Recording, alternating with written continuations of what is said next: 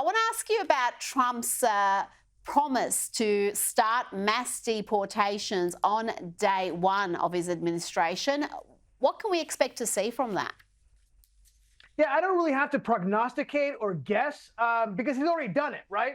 I mean, he stopped illegal immigration into this country because he had remain in Mexico. He made asylum laws tougher. He built a wall. He deported people. We can all see this going forward. Look, he is going to use executive power on day one, which, by the way, the executive power that Biden simply said he couldn't find, except for use it for every other purpose under the sun other than immigration. The key is going to be crafting this in a way that will, A, get through the courts, and B, survive the next administration. Now, how does he get through the courts? He has a much easier playing field because he's elected 200 federal judges his first time around. And also he has a Supreme Court that's obviously tilted toward him. Now, when it comes to making sure, because remember, executive order can be overturned by the next administration. That's why we've had this problem of Republican president, Democratic president, all these things ping-ponging back and forth. Look, it's now going to be easier for him to basically make it executive power proof by creating legislation through bills, because now he controls not only the executive branch, obviously, but also the Senate and Congress, and they can push through laws that will restrict immigration. Now, the problem is going to be really deportation, because from a logistical perspective, first of all, because look, if he's able to deport 1 million people a year, which is a huge number. Look, Obama was called the deporter in chief. He only deported 500,000. So if you double that to 1 million, if you do that for 4 years, that's only a third of the 12 million illegals that came across the border under Joe Biden. So it's tough. And also, he's going to be fighting against essentially a blue wall, if I may, of governors and of mayors who are going to fight against deportation. Michelle Wu of Boston, for example, came out publicly. J.B. Pritzker came out publicly saying they're going to fight against it. He's going to have that problem. But the problem that the Democrats are having is this is the will of the people. They elected, he didn't hide, right? Trump didn't hide what he wanted to do with immigration. The people elected him knowing that, actually because of that. So good luck, Democrats. Yep. Yeah, he's got a clear mandate. Like you said, he controls the House, the Senate, obviously the presidency. He's got the popular vote. Clear mandate, undeniable. The issue of election integrity is still there, though. You would think with such a resounding victory, it wouldn't be such an issue. But you've got a case in Pennsylvania, Democrat-led case. They were trying to count illegal mail-in ballots. That went all the way to the state's high court. They ruled that that wasn't going to happen. But why are they still even counting votes 2 weeks after the election? We have a state like Florida, which has got a significantly high population. They counted almost every single vote on election night. But in other parts of the country, they're still counting. Yeah, Democrat Bob Casey refuses to concede. Hero of the Republic, right? Yeah, do I smell some hypocrisy here possibly, Rita? I don't know. The Democrats want to continue counting illegal ballots, but they are the protectors of democracy. I don't know. Hypocrisy, anybody? Look, yes, it's a massive problem the Democrats have in their hand. And also, look, the other problem they have is that even people among, look, John Fetterman, who I have said over and over again is a guy who I love, I've promoted, even though he's a Democrat. Josh Shapiro, who we've named I don't know how many times on this show. They are Democrats of Pennsylvania who are fighting against this. Good for them for upholding American democracy. I'm just curious, do you think Trump is actually going to use lawfare to go after Bob Casey and Democrats? I don't think so. Well, maybe you should. Maybe that's the way you stop them behaving like this. There's certainly plenty in the Trump camp who do want to have a bit of a reckoning and see a few people pursued for their behaviour. The View. We know we love The View on this program. It gives us so much content. And one of the hosts of The View, Whoopi Goldberg, seems to have got herself in a bit of hot water, but she's doubling down on her claims that a bakery, Holtman's Bakery in Staten Island, refused to take her order because of her political views. The bakery says They were experiencing mechanical issues. They've got a 60-year-old boiler that was not working when Whoopi's request came through, but Whoopi's not accepting that, and she's had this to say. It does seem a little odd that when we called a few weeks before my birthday and we were told they couldn't process the order for my birthday because of an equipment failure.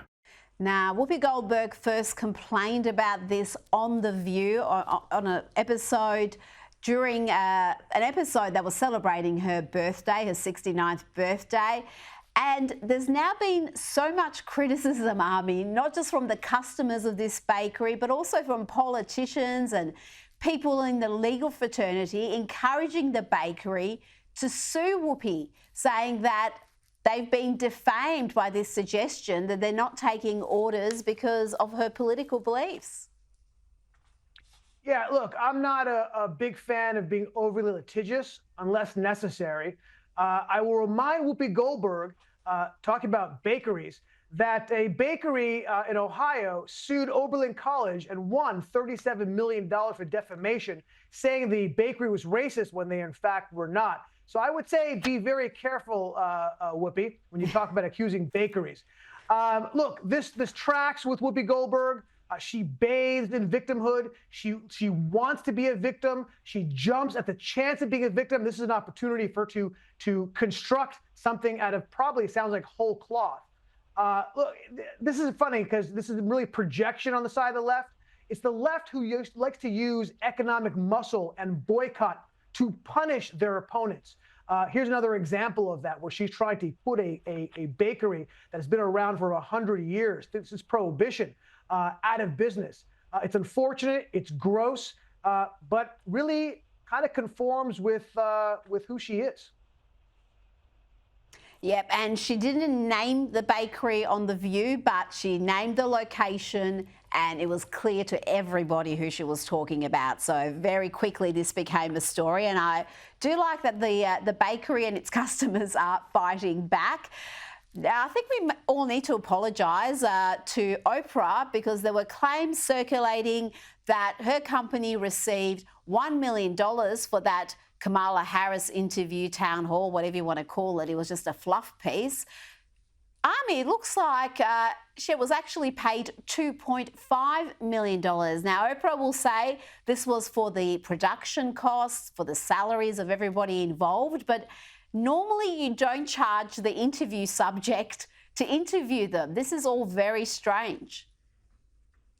Yeah, look, Rita, you and I are in the content production business, right? We have a sense of what things cost. I mean, I saw the interview that she did. I saw that town hall. Yeah, that did not cost $2.5 million. And by the way, also let's not forget that the Call Me Daddy or Smack Me and Call Me Daddy podcast she did, she also paid them, you know, well into the six figures as well, where she basically shot it from a hotel room and had some plastic or cardboard behind her. This is not what things cost. You and I know that. It sounds kind of fishy. What I find interesting, though, is that for all that money, that $2.5 million that she spent on Oprah Winfrey, she only got 1.2 million views. Not a very good cost-benefit analysis.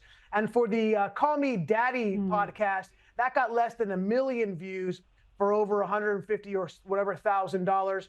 Look, Rita, just by comparison, the last interview you and I did got over 2 million views, and I'm pretty sure I didn't get paid anywhere near that. Maybe I should be asking for more money. Yeah, maybe we should stop talking about these figures. And tonight's, if it's not up to 2 million within 48 hours, well, I'll be looking for a new guest, Ami. That's how we roll here. I want to talk to you about Katie Hochul, the New York governor, your governor. You are a New Yorker. She wants New Yorkers to be grateful to her for saving them money. And it's a very bizarre way to introduce the concept of a congestion tax. Have a listen.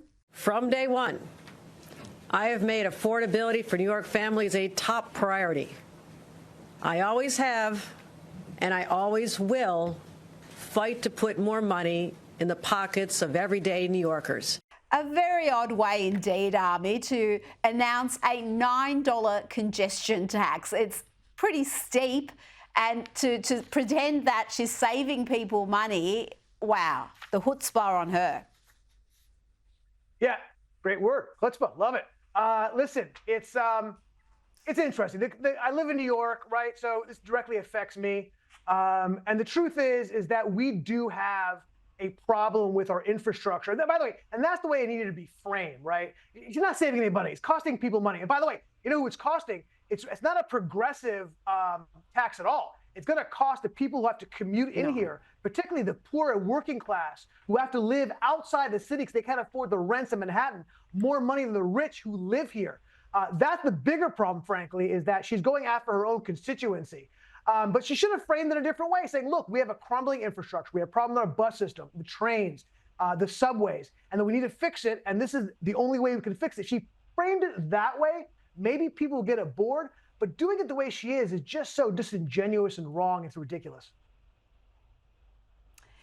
Before you go, we've got a case of like father, like son. When I saw this vision of Hunter Biden at Disneyland, I thought he was Joe for a second. The family resemblance there is a little bit disturbing. He's got that Joe Biden days happening. And Ami, anyone who's seen the contents of his laptop, the images and videos we can't show you on this family-friendly show, might be questioning what he's doing at Disney. Yeah, well, that's the cost of spending a lot of time with hookers and a lot of blow. I mean, that's the kind of days it puts you in. So, yeah, maybe we spent a little more of a clean life, clean living. You might have looked better. But, hey, I'm never going to fault the guy for going to Disneyland. It's the happiest place on earth. Good for him. I got no problem with that. Well, yes. I don't know if he was enjoying himself, though, judging by the vision we've just shown. Ami Horowitz, always a pleasure. Thanks for your time tonight. Pleasure is mine.